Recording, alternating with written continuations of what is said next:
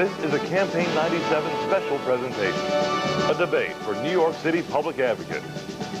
Here's Roma Torrey.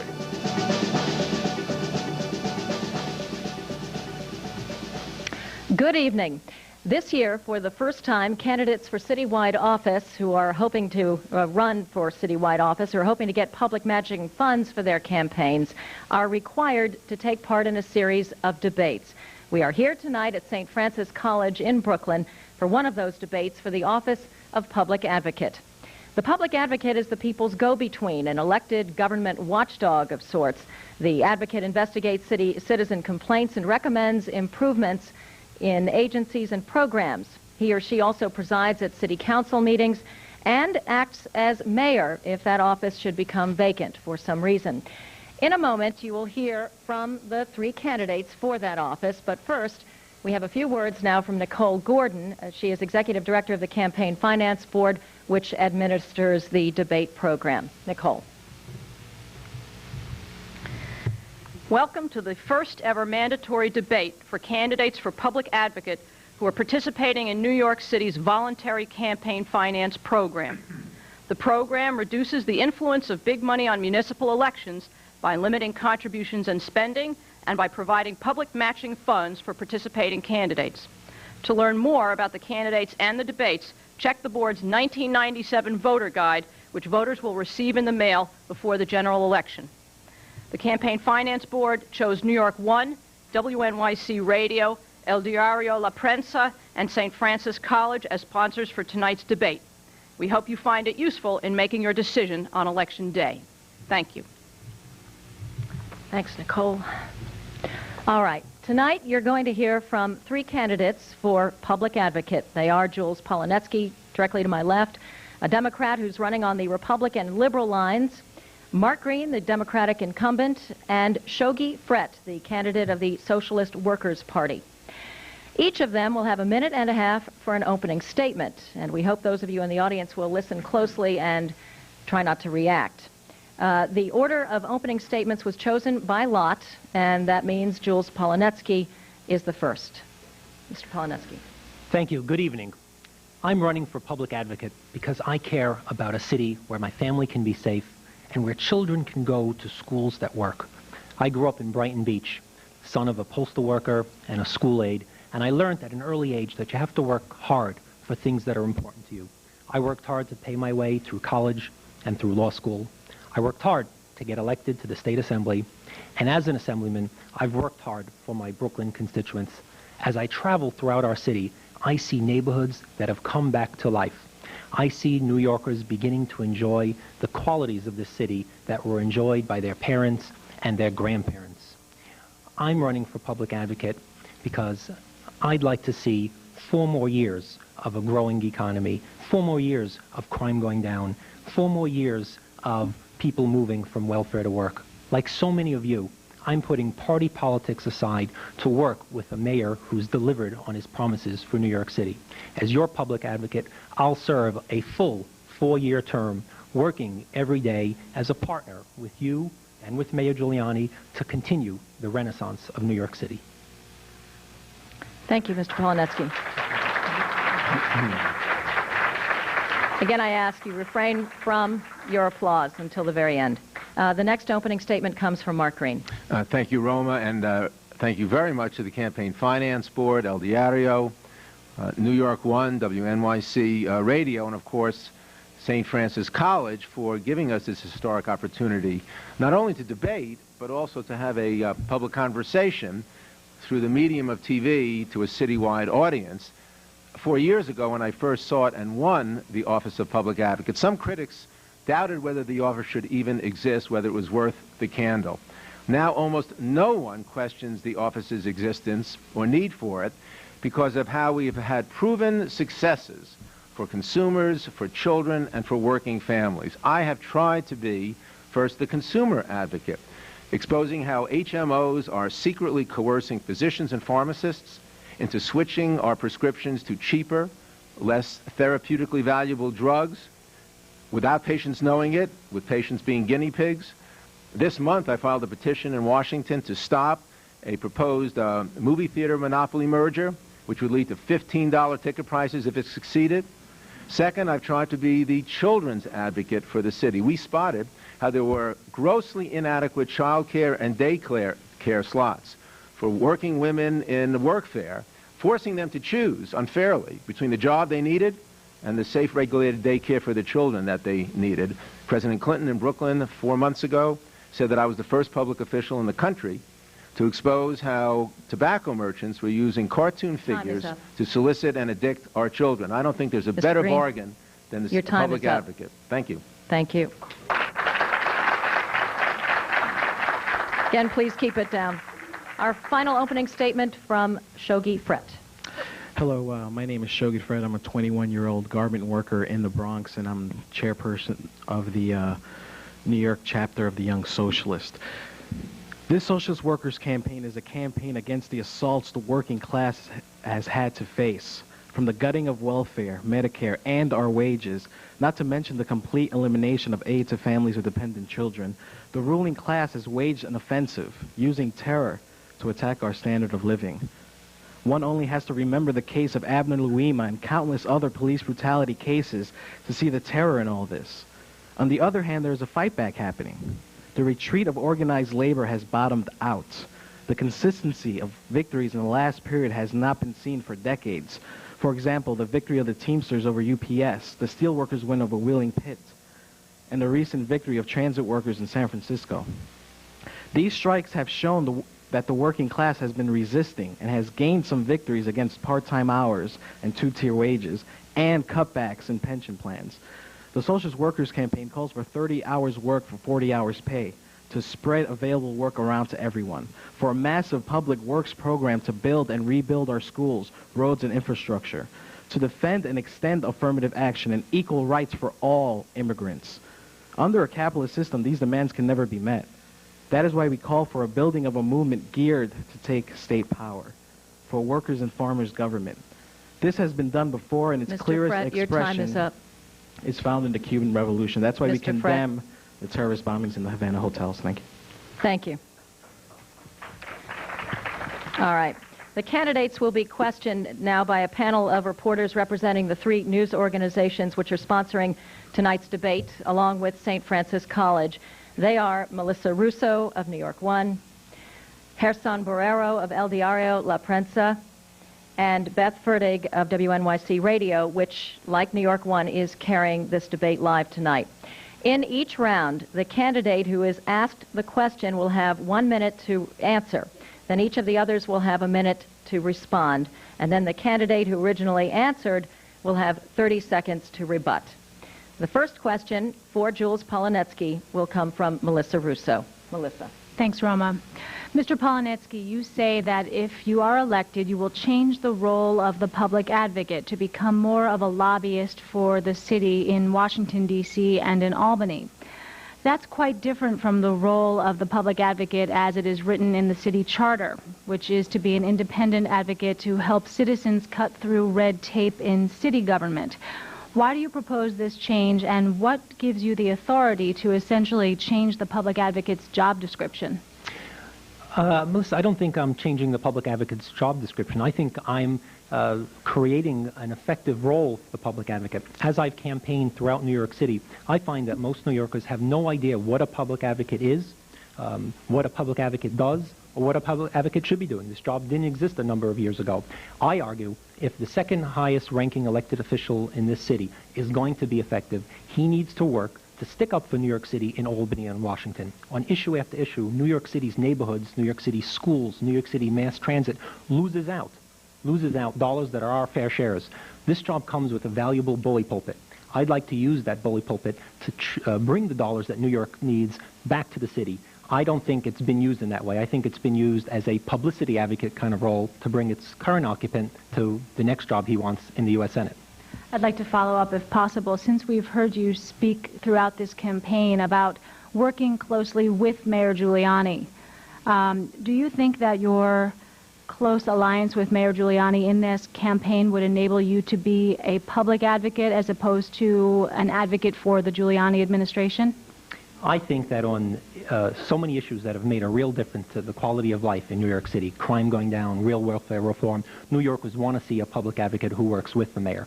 I don't think people have viewed the public advocate role as constructive when all it was viewed as was an opportunity for Sunday morning press conferences.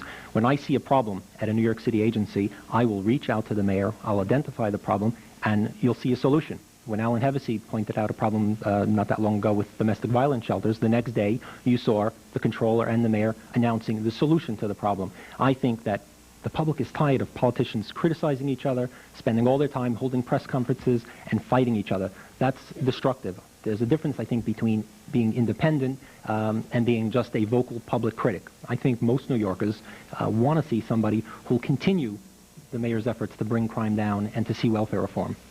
All right, Mr. Green, your response? And we each have 1 minute, up to 1 minute. Well, the reporters are allowed to ask follow-up questions. Oh. But you do have a minute. All right, thank you. No candidate, no official, can unilaterally change the city charter, which was voted into law in 1989 in a referendum of all city voters. And the charter says that the public advocate, as Roma said in her beginning, is supposed to be a red tape cutter and be a watchdog over mayoral agencies. Clearly, I have done that. I have been an independent watchdog, making government more effective and efficient and accountable. Now, I have also been an advocate for the city in Washington and in Albany. We did the 2 studies working with Assembly Member and Speaker Sheldon Silver that helped basically keep rent regulation in place when I showed how old the people were and how middle-class people were in rent-regulated apartments and how the middle class would flee the city if Governor Pataki had his way and ended it. That was an accomplishment. But the question is, who can best run for and win an office and be an independent assayer over a mayor, irrespective of who wins the mayor's office this year? I've proven I can be independent since I was picked by the voters last time, not handpicked by a candidate, a politician. Thank you. Mr. Frett, your response. As I see what a public advocate should be and who should be in that office should be someone who has to live under what working people have had to live under for the past 20 years. The systematic gutting of our wages for the last 20 years. The elimination of aid to families with dependent children. The gutting of welfare. Welfare was not given to us by any benevolent administration. Welfare was fought for in the streets by working people in the 20s and 30s, and also with the civil rights struggle. This should be a social entitlement. And if I be elected public advocate, I would use this office to rally protests against what the Clinton administration has done and how Giuliani is really using his office to push for that, and how Messenger will push for that, and any other politician who sees salvation in your the capitalist time is up, Mr. Frett. Thank you. And Mr. Polonetsky, you have the last word. Melissa talked about the requirements of the charter. One of the things that the charter mandates is that the public advocate preside over the city council. Mr. Green has been so busy focusing on his U.S. Senate race that his attendance at the city council in terms of presiding over the council has plummeted to just about 50%. So I argue that if we're looking to see what the charter mandates, let's look at somebody who's going to do what the charter mandates and then use the bully pulpit in a way that's actually useful for the city. Thank you. All right, the next question will come from Gerson Barrero of Mark Green. Buenas noches, Senor Green. We just heard your opening statement a little while ago, and it leaves no doubt that, of course, you're running for the re-election of the office you now hold. However, the question in the minds of many New Yorkers, and they are asking themselves, some of them very loudly, is whether you will serve out your full term if you are re-elected on November 4th. Tonight, could you pledge that you will remain as public advocate if you are re-elected and not run or seek Senator D'Amato's seat in 1998? My answer is that of Mayor Giuliani, who when asked would he pledge to serve 4 years were he re-elected, he said no. Mr. Giuliani's not here. I'm asking you, sir. Are you? Let me answer your question. My question is if you can commit to it. That's my question. No, I can't. I am running for re-election as public advocate because I've been one thing, an advocate, my whole public life. I love being public advocate, and I've delivered real value to people. If my opponent doesn't know it, Ask the O'Briens, who were bringing home a baby to an apartment that was filled with perchloroethylene until I got the Department of Health to shut it down. You can ask Fernando Vega, whose wages were garnished because they said he had fathered a 14-year-old, a young child, and abandoned it, but it was a different Fernando Vega. Those are the kind of ombudsman complaints that I answer. So I'm running on my record. Should I win, I pledge to serve all 4 years, the sole exception being if the similar voters who vote me in as public advocate decide to promote me to a higher office of U.S. Senate. Who's hurt by that? And let me point out, Alan Hevesy, when he ran for controller, when he ran for the Assembly in 1992, knew that he was running the next year for controller. Speaker Bellone this year is running for city council, intending to run for governor next year. In an era of term limits, it's up or out. Your time is up. Thank you, Roma. Mr. Green. Mr. Frett, your response. Well, I always pictured this debate for myself to speak to working people and not to attack members of the panel here. I would like to say that, of course, I would pledge 4 years. I pledged my life for the emancipation of the working class, and I would use the public advocate position as it hasn't been used in the past 4 years or before when it was the city council president position. How so, Mr. Frick? Can you give an example of how you would use that? How it would be well, different? let's take this police brutality thing happening. I would use this office to demand the arrest of all officers implicated, such as Justin Volpe and the others, and to call for protests, incessant protests, and public mobilizations, because that's what our campaign is about, is bringing working people together and seeing past black or white or those superficial things and coming together and presenting our force as working people. Your time is up. I'm sorry. Jail these cops. Thank you. Mr. Polonetsky, you have 1 minute. Thank you. Mark Green wants to know who would be hurt if he, the day he steps into office as public advocate, spends all his time and energy and effort raising money and traveling throughout the state running for the U.S. Senate. I'll tell you who will be hurt. New York City residents and commuters and every neighbor in one of our neighborhoods. If the city has to hold a special election to fill the vacancy created by Mark's folly, it will cost the taxpayers of New York $5.2 million to hold a special election, to bring the machines back out for all the ballots, for all the mailing. That's who will be hurt. Everybody in every one of New York's neighborhoods. I pledge to serve a full 4-year term and to work every single day of that term as your New York City public advocate. Yes, go right ahead. In the very first article in the New York Times commenting on my opponent's campaign, he admitted that he was interested in running for Congress next year. It's interesting to see that he's now criticizing me for what he's done. By the way, my opponent got elected in a special election for the Assembly. Should he prevail, there will be a special election for his Assembly seat. It's not his fault. It's according to state law. If he doesn't like that state law, he could have changed it as an Assembly member, but he didn't. And I am running because I have occasionally...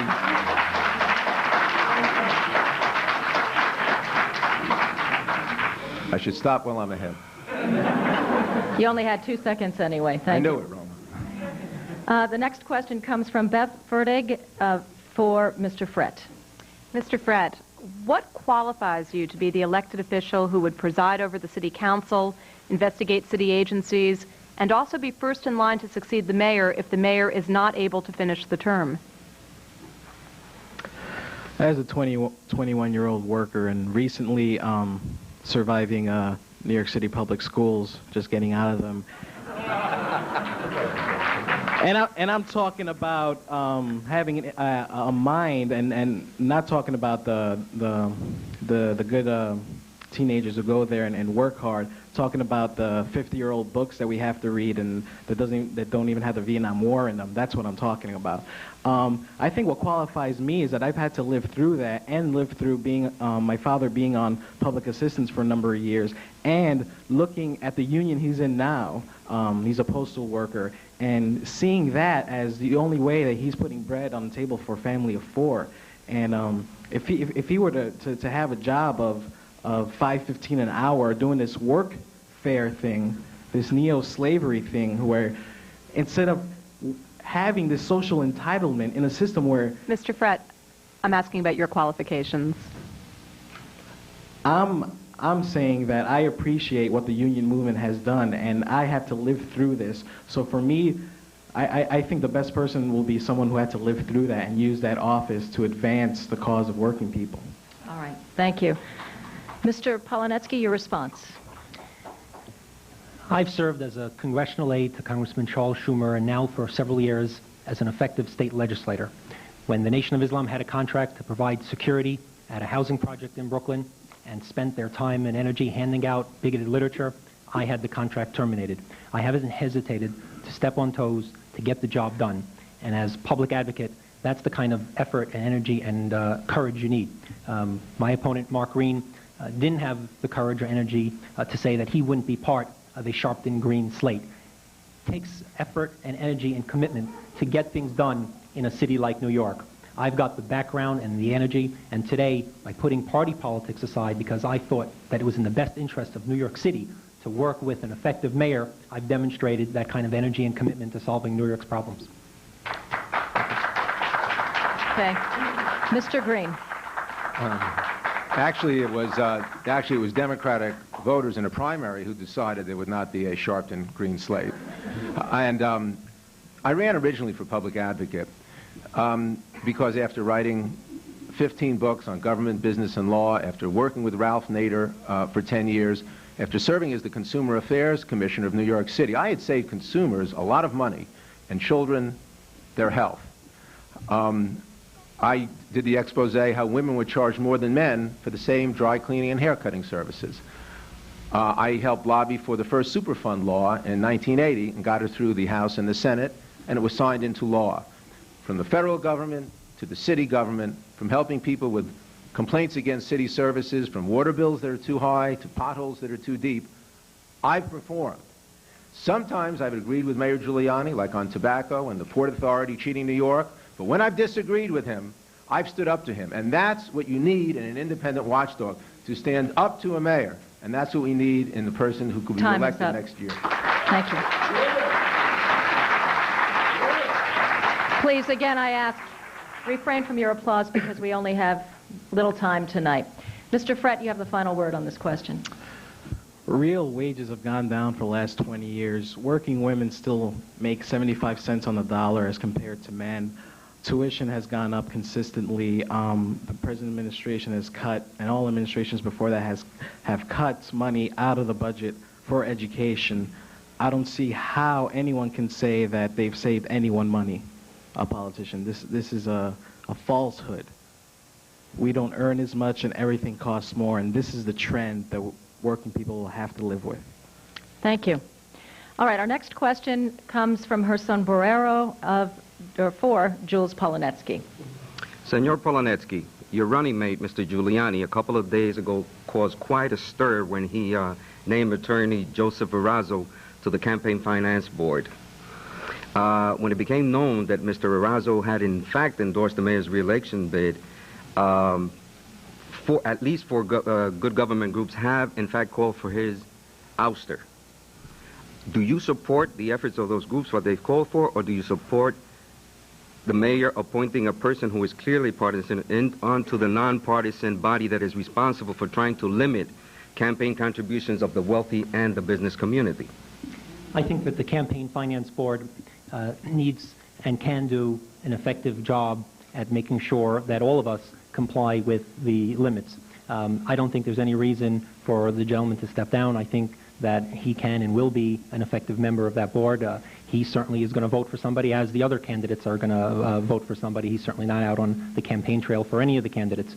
I think that what's important is that all of us who are running for office raise our money from as broad a spectrum of people, that we live up to the limits of what and how we are spending, and that we spend our time at events like this getting out our message, letting people know what a public advocate is. I've been amazed to learn few people have learned over the last couple of years. They've learned Mr. Green's name, but they haven't learned what a public advocate is. Was it appropriate for the mayor to do what he did, conscious of the fact that the Campaign Finance Board has been an independent body and it's kept clean since its inception? Isn't it in fact tainting this board? And is it appropriate? I think that the board continues to be an effective and untainted and appropriate board that's going to do an effective job for New York. But was it appropriate what Mayor Giuliani did in terms of trying to push through Mr. Arazo at the last minute? Mr. Arazo was appointed a number of months ago. He certainly has stated who he supports, as the other candidates may be, as the other members of the board may be supporting whoever their favorite is. Mr. Polonetsky, he was, just for information, he was appointed August 13th, and on September 10th, he endorsed the mayor publicly.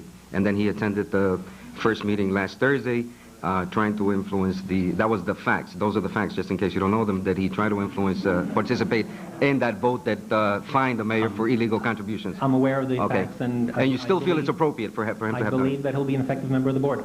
All right. All right. Mark Green, you have a response. We have just seen why Mr. Polonetsky cannot conceivably be independent and critical of the mayor who handpicked him.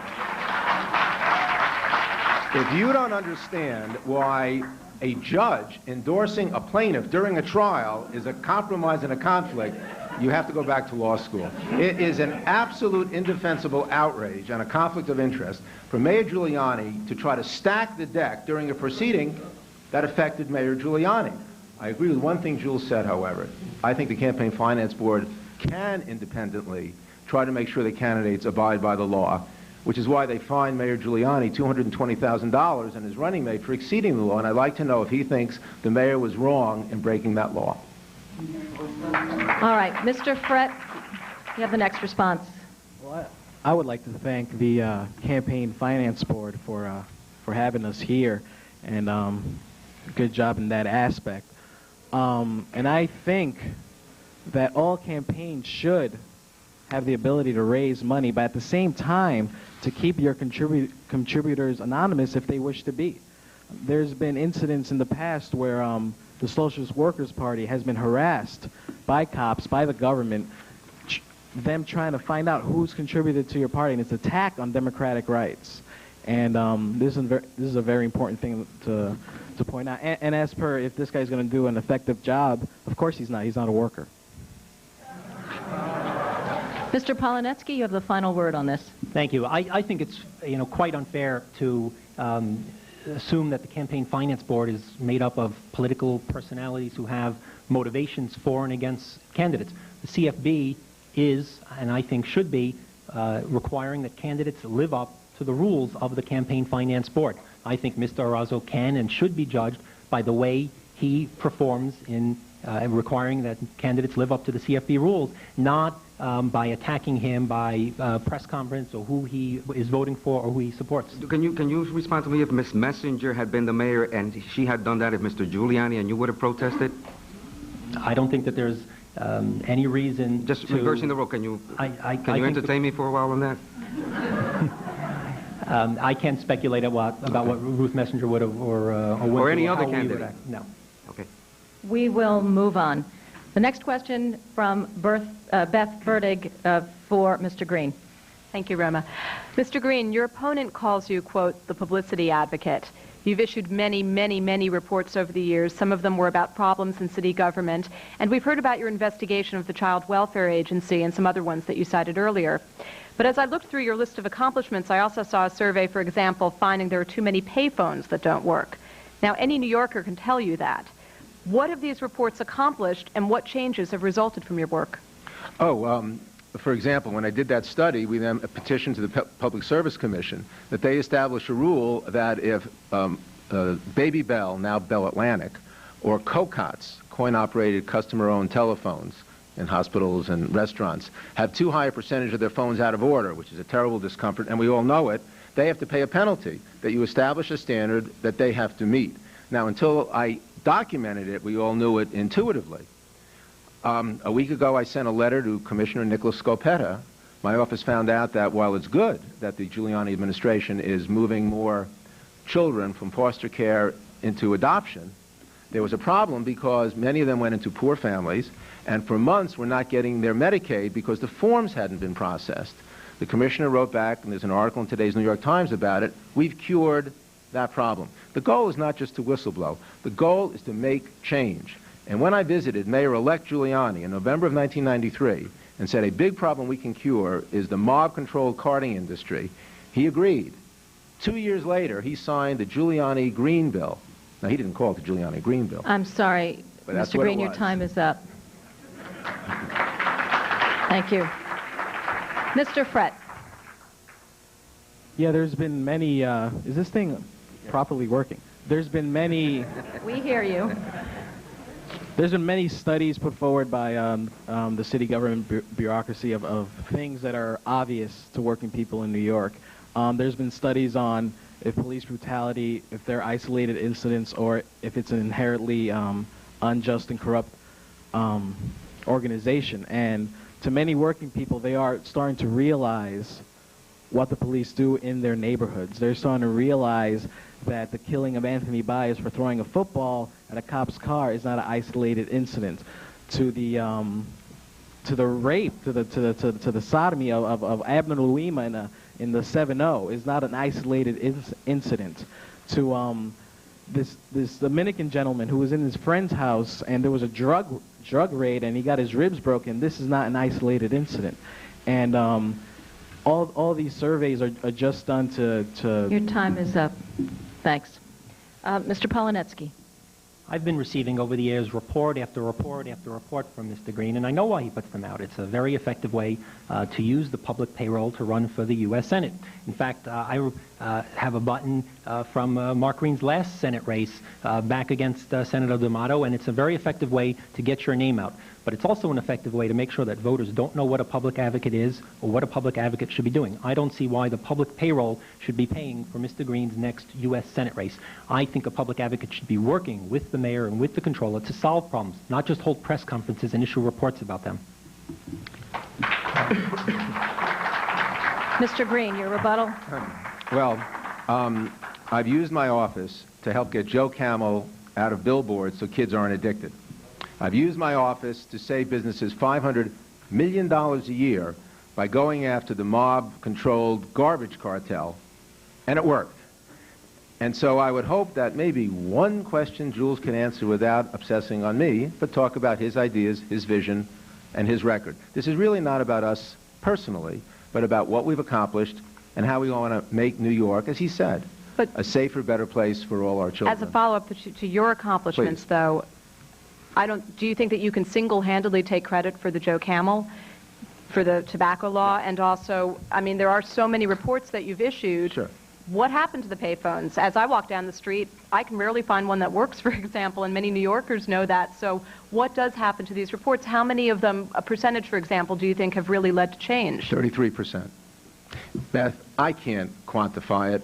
I'm the public advocate, not the mayor and not the governor. So when I blew the whistle before Elisa Izquierdo that the CW Child Welfare Administration was breaking down, and when I asked for Civilian Complaint Review Board substantiated complaints, which led to no police discipline in January, if City Hall ignored me, that's not my fault, but theirs, and my critique has been vindicated. As for Joe Camel, of course I don't take sole credit.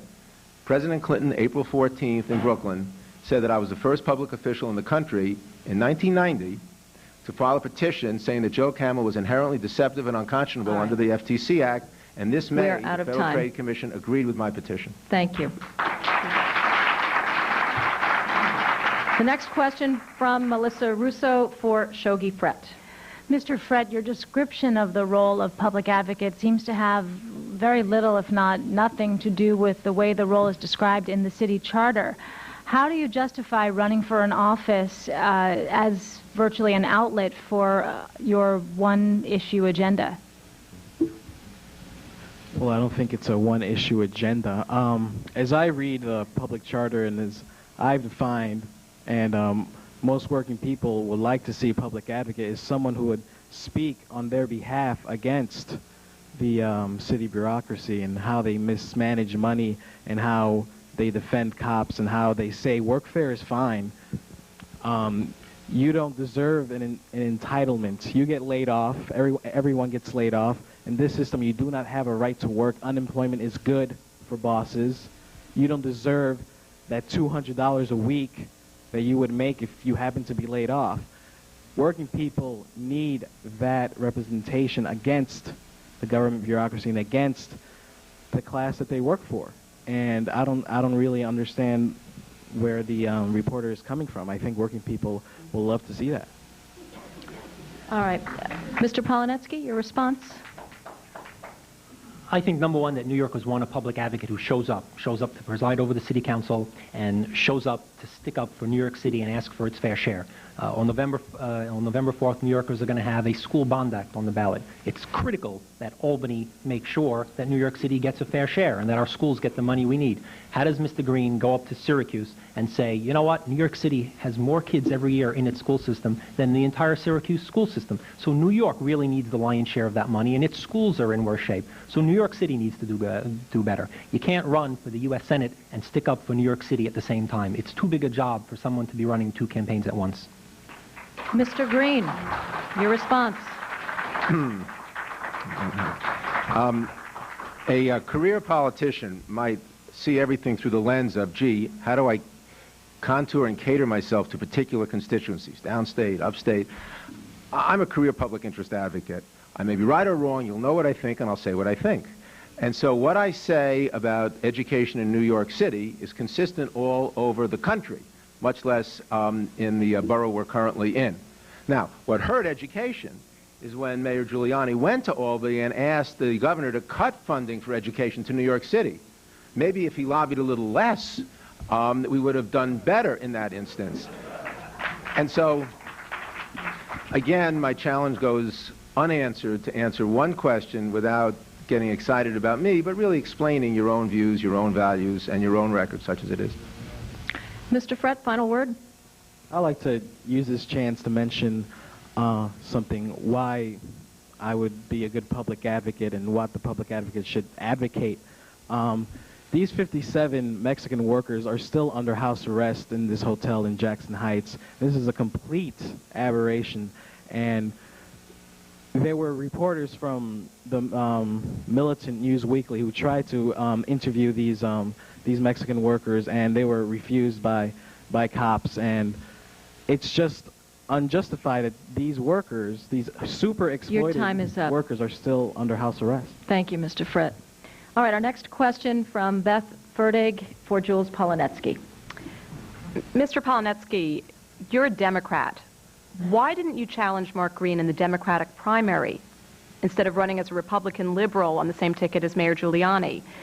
Is this because you weren't confident about getting your party's support, or is it because you're trying to support the mayor by being on the same ticket and helping him raise money? For a few reasons.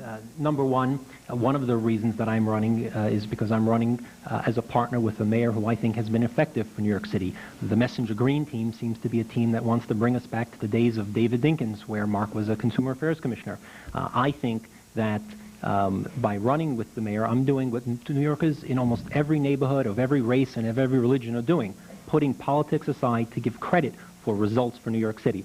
I'm also running because, frankly, Mark's been running for this office and his next office for quite a long time. I was up in Albany working on extending rent regulation, working on the state budget until July or August, and so I certainly wouldn't have had the time to spend both raising the money and getting my message out. I also find that New Yorkers have no clue of what this job is. I've needed the time to talk to them about my vision of a public advocate who fights for New York City in Albany and Washington and sees that the city gets its fair share. It's a very different vision than Mr. Green's vision of this job. Mr. Green? That gives me an opportunity not to tit for tat and be personally denunciatory, but to talk about the record that was mentioned as the Consumer Affairs Commissioner of the city. It wasn't that long ago. I couldn't have been prouder. Ralph Nader, with whom I worked, said at that time I was the best consumer law enforcement official in the country. I brought the first cases in the country against environmental deceptive advertising called green collar fraud. And the Natural Resources Defense Council said they were milestones in the law. I did a study, one of these studies. They don't sit on shelves. Women in divorce. 7 women visited me, middle-aged women who were unmoneyed spouses in terms of the law's view, and how they were shafted because they were financially exhausted by their moneyed male spouses. My 107-page report led the Court of Appeals to appoint a special panel which adopted, under Chief Judge Judith Kaye, 95% of my analysis. The lower 49 states are now imitating the women in divorce study that I did. It was just a your study. Time is up. And it worked to set national and state law. Thank you. Please, again, refrain from the applause. Mr. Frett? The example of Mr. Polineski being a Democrat and running with the Republicans just shows how not very different these two wings of the same class that who they represent are. The bipartisan attack on welfare, on Medicaid, on aid to families with dependent children has been supported by both wings. And Clinton wanted to be reelected, said he wanted to end welfare as we know it. Look what that is. This is an attack, an unveiled attack upon people who have to work for a living and have to face a boss who might say, you're not working here anymore, especially if there's not a union there. It just shows that this attack is coming from both wings, and that's why there needs to be a working class alternative, and the Socialist Workers' Party is that. Mr. Polineski, you have the last word. Thank you. I think New Yorkers are becoming more and more ready to put party aside and to look to results, to see who's delivering performance for New York City. New York City today is better than it was before, and I'd like to see 4 more years of crime continuing to go down. I'd like to see 4 more years of asking people on welfare to work in return for a check. I'd like to see 4 more years of a growing economy. If it means dropping party politics to work and put principle ahead, I'm ready to do it, and I think New Yorkers throughout the city are doing that, are rewarding a mayor for delivering for the city. Mr. Polineski, just as a follow-up, I had asked you why you didn't choose to run in the primary against Mr. Green, and you had mentioned that you wouldn't have had time over the summer because of the legislative session. So how did you come to be interested in the role of public advocate then? How were you selected to run for this? I've been an advocate for my district for as long as I've been in the State Assembly. I've delivered results. I've taken difficult positions. When I began to discuss and think with my family about running for this role, and when I began to talk to the mayor about working with him as a partner, the match was natural. We both care more about getting results than focusing on the partisanship of politics. So then you didn't consider this until after the primary, or till after the primary season got underway? No, it was before, but it certainly wouldn't have been enough time to raise the millions that Mr. Green has raised over the years, and it made most sense for me to work together with the mayor on a fusion ticket to demonstrate to New Yorkers that politicians can work together and solve problems, not just publicize them. Okay. Thank you. Melissa Russo has the next question for Mark Green. Mr. Green, you've spent a lot of time looking over city agencies and their performance. In your opinion, what is the city's best run and worst run agency? I think the Department of Consumer Affairs is well run. And Jose Maldonado, the third Giuliani commissioner, answers complaints in an effective way, follows up a lot of the initiatives that we had begun. I see every 6 months he does a survey of prescription drug prices, and it's a popular agency because people get their money back, and it doesn't cost taxpayers anything, because what businesses pay in licenses and fees is more than paid for by restitution to consumers. In the past, the Child Welfare Administration had been one of the worst agencies. When I pointed it out, then Commissioner Catherine Croft said, reminiscent of someone else, oh, there he goes, just a press release. I laid out an 100-page critique of how caseworkers were underpaid and overworked and undertrained, and then 71 children died in a year, a third of whom were known to caseworkers. After this happened, then Mayor Giuliani announced that he was focusing more on the children who he had dug into a deep hole, and changes have come with Scopetta in charge. All right. You'll have one more word on this one. Mr. Frett. Well, to accurately judge which agency is doing well and which agency is doing not well, you would have to gauge how this affects people who have to work for a living, since they comprise the majority of the population here and everywhere else on this planet. Therefore, I'll have to say that no agency is doing well at all. And just to point out the police department as one of the worst agencies in the city, the police department being compared to a third world death gang by Amnesty International. So I would have to point out the police department as being probably one of the worst police departments in the country, and working people are starting to realize that. If you see the Abner Louima demonstration, how big that was, and how the future demonstrations will be. there will be more brutality from police. This is something we can't forget about Abner Louima. We can't forget about Anthony Baez. We can't. Thank you. Mr. Polonetsky.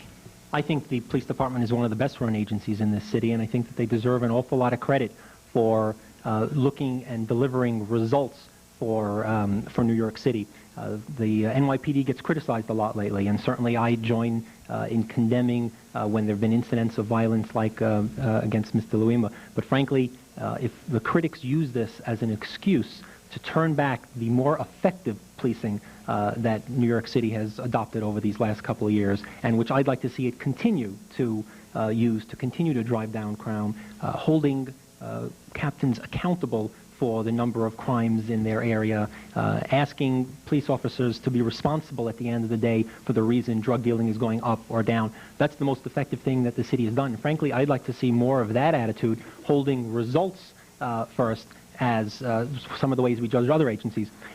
There's certainly other agencies that I can point to that I think have improved over the last couple of years, but where there's still problems. I still hear from a lot of people, for instance, who get water bills that they end up being frustrated dealing with in terms of the DEP, and I think there's a lot of work that can still be done there. All right. And Mr. Green, you have the final word. Let's talk about the police department. Clearly, especially starting with Commissioner Bratton, better deployment, having precinct commanders responsible for their precincts, answering questions weekly, has worked. But clearly, after Amnesty International's report, the Mullen Commission, a tripling of civil complaints against police brutality, there's something wrong, even before the Abner Louima tragedy. One example of what I do as public advocate. A whistleblower came to me saying there was a red light trap in the Bronx, tricking innocent motorists into going through a red light. I saw the tape. It was true. We gave it to the Daily News. They exposed it. The mayor then in the 52nd precinct arrested the whistleblower for a 14-year-old traffic ticket and then released falsely an exaggerated police record he had when he was a youth 20 years ago. I happen to think it's wrong to arrest and slander whistleblowers. My job is to protect people who come forward to complain about and improve city government. And in that instance, the police department was wrong, and they were told so. Thank you. Mr. Polonetsky, just to follow up, what would you say at this point is the worst-run agency in the city?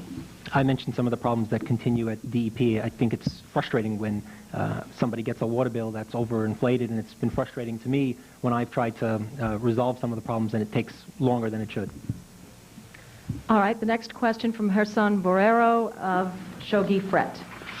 Mr. Fret, as we've heard, the public advocate office is a relatively new position. It was created just a few years ago. The position has very limited power. It presides over the city council, which is mostly ceremonial and investigates city agencies, as the reports demonstrate, but has no power of enforcement, and its budget is very small. It's minuscule, just a couple of $1 million. Do you think the job is necessary based on the performance of the incumbent? I think the idea of public advocate is a very relatively good one, working within the framework of this economic system. And I think it can have a lot of quote-unquote power to call, press conferences. We've heard a lot about that. And I think press conferences are important, but I think massive mobilizations could be done through the Office of Public Advocate. And to call for demonstrations in defense of immigrant rights, like this one happening October 12th in front of the UN, which everyone who wants to learn more wants to see the face of the first-hand face of the effects of what I'm talking about and what the campaign is talking about should go to this demonstration October 12th in front of the UN. And I like to see all these offices eliminated, but the working people have to decide that. Thank you. Mr. Polonetsky. I think the public advocate has quite a large budget. It's $2.7 million, and that ought to be $2.7 million of effort and energy being used to raise New York City's case, to argue for school aid for the city, to point out the fact that the Triborough Bridge and Tunnel Authority, which runs the bridges and tunnels, 2/3 of those tolls are paid by New York City residents, yet New York City doesn't get anywhere near its fair share of revenues too much of that money ends up going to subsidize suburban commuters. I argue that if this job is used effectively, if this bully pulpit is used to make the city's case, Washington tells the city how to handle immigrants, Albany tells the city whether or not he can have rent regulation, then it's an effective and useful role. If it's going to be used solely as an opportunity to run for another office, then it hasn't been a useful role. I note that the casework performed under the current occupant of the office has declined since the Andy Sign days. If the office is used to solve people's problems and to fight for New York City's neighborhoods, then it's a useful office. That's how I'll be using it. Thank you. Mark Green. A little history. This office is 150 years old. From the president of the Board of Aldermen in the 1830s through the 1930s, when it became the city council president, to when it became public advocate in 1993, it's always been next in line with the mayor presiding over the city council. But in the 1970s, Paul O'Dwyer, before he became my predecessor as then city council president, proposed that the ombudsman function be added to the responsibilities. And then it had some teeth. The budget, alas, is not $2.7 million. The mayor cut it, Jules, since you read your materials. It's $2.3 million for the last 3 years. Have we been dealt a modest hand institutionally and budgetarily? Yes. Have we played the hand well to return hundreds of millions of dollars to consumers and taxpayers? The answer is yes. And you must really hold voters in contempt to think that they would promote somebody to a higher office who would just use a prior office for publicity. The voters are smart. They'll punish or reward people based on results, and I'm confident of that conclusion. Thank you.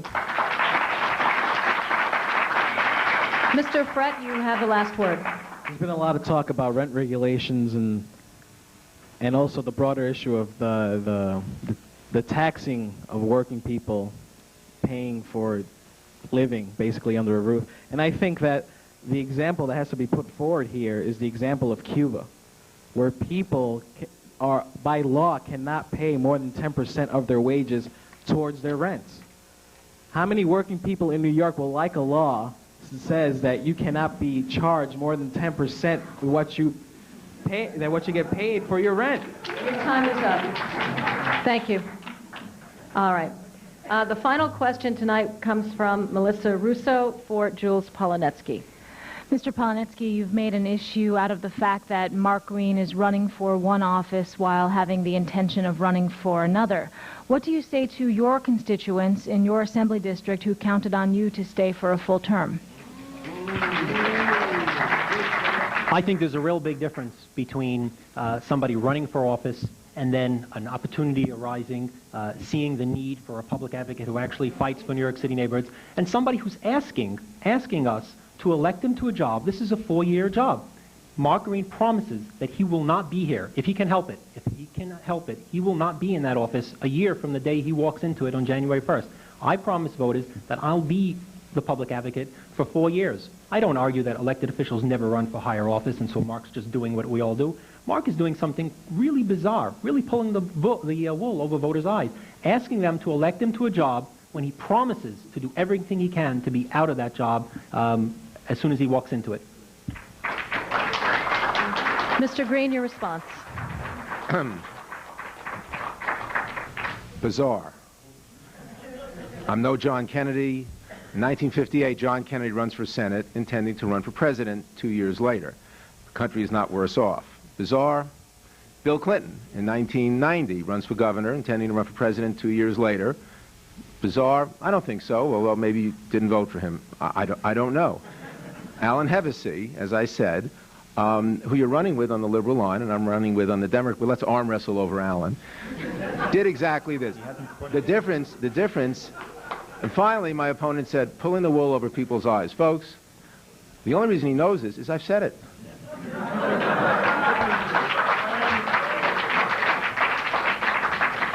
And I have time for one more sentence. Do you condemn Mayor Giuliani for refusing to say he won't seek higher office within his second term of office? All right, we'll get an answer afterwards. Mr. Frett, you have the next word. As I said before, I really don't have much to say in the way of attacking the two gentlemen sitting to the right of me. I'll again reiterate that I'll of course be there for 4 years. My life is dedicated to fighting against police brutality, fighting to defend immigrant rights, and being at that next picket line. If 1199 hospital workers go on strike, I will be there with the Young Socialists, with the Socialist Workers Party, and with other unions in solidarity. When I was at the UPS picket line, CWA, Communication Workers of America, came down in droves in solidarity. And this is what I will do, and this is what I'm going to do for the rest of my life. There's no question about that. Thank you. Mr. Polonetsky, you have the last word and 30 seconds. Mark Green, the reformer of Ralph Nader days, would never stand for what Mark Green, the public advocate, is doing today. I think that telling voters that you'd like this job as a fallback, if you can't have what you really want, gives voters a real choice. They can choose between somebody who wants the job, who's ready to put 100% of his energy the day he walks into that job fighting for New Yorkers, and between somebody who doesn't want the job and who will use all of his energy to run for his next office the day he gets in, presents them with a very clear and even choice. Mayor Giuliani? What was the answer to the question? All right, thank you. None. We're out of time. We're near the end of the debate tonight, and all that remains are the closing statements from the three candidates. Again, that order was chosen at random, and therefore the first closing statement is from Jules Polonetsky. If you like the fact that New York is now the safest large city in the country, if you like the fact that people in welfare are now being asked to earn their checks, if you like the fact that New York is now generating jobs rather than losing them, then a vote for Jules Polonetsky is a vote for 4 more years of a New York City that works. A vote for Jules Polonetsky is a vote for a person who really wants to be your public advocate. A vote for the Messenger Green ticket is a vote to turn back the clock to the days of the Dinkins administration, an example of failed government. I'll be your public advocate. I will work as Mayor Giuliani's partner and as your partner, fighting for New York's neighborhoods, fighting for 4 more years of crime going down and 4 more years of welfare reform, 4 more years of the renaissance of New York. Thank you. Shogi Fretz. So we have seen the Socialist Workers Campaign as something different to say than the other campaigns represented here. That is because we represent an entirely different class and therefore have different interests than the Democrats and the Republicans or any other party that finds salvation within this system of unemployment, racism, war and depression, capitalism. We call for a workers' and farmers' government because our class is the only class that has no interest in exploitation. This is the only way to end attacks on immigrant rights, to end police brutality, and attacks upon our rights won in battle, such as welfare, Medicare, or social wage. There is no future for humanity under this system. It is leading us on a war drive against Palestinians in the Middle East and against the working people of Eastern Europe who don't want capitalism as much as the ruling class thought they did. But there is an alternative. Workers and fighters can join together to build a movement to take power away from the war makers. We urge people to join the Young Socialists and the Socialist Workers' Party and be part of the fight to liberate humanity from the small minority that puts profits over human need. Are you finished? Okay, thank you. Mark Green, finally your closing statement. Again, as I began, I want to thank all the sponsors and the questioners and my colleagues and opponents here on this side of the table. We had to come by law. You chose to come, and I hope you thought it as worthwhile as I did. Very simple. I have a goal in public life.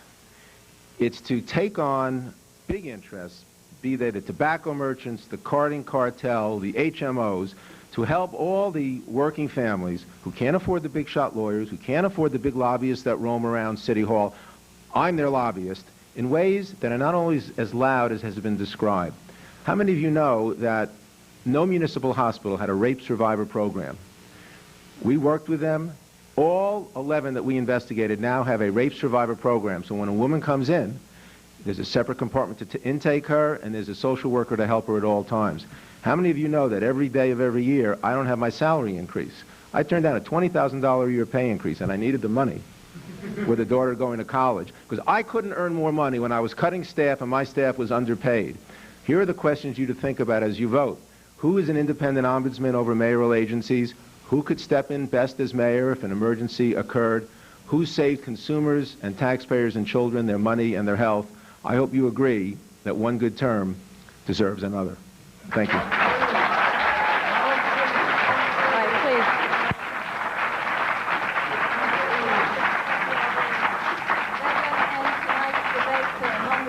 candidates for the office of Public Advocate. We hope you found the exchange to be both interesting and enlightening as you decide who you want to vote for. Candidates whose polls determined to be leading contenders will debate once more. That's in late October. Remember, Election Day is November 4th, and for all of our co-sponsors tonight, St. Francis College, WNYC Radio, and El Diario, I'm Roma Torre for New York One. Thanks for joining us, and good evening.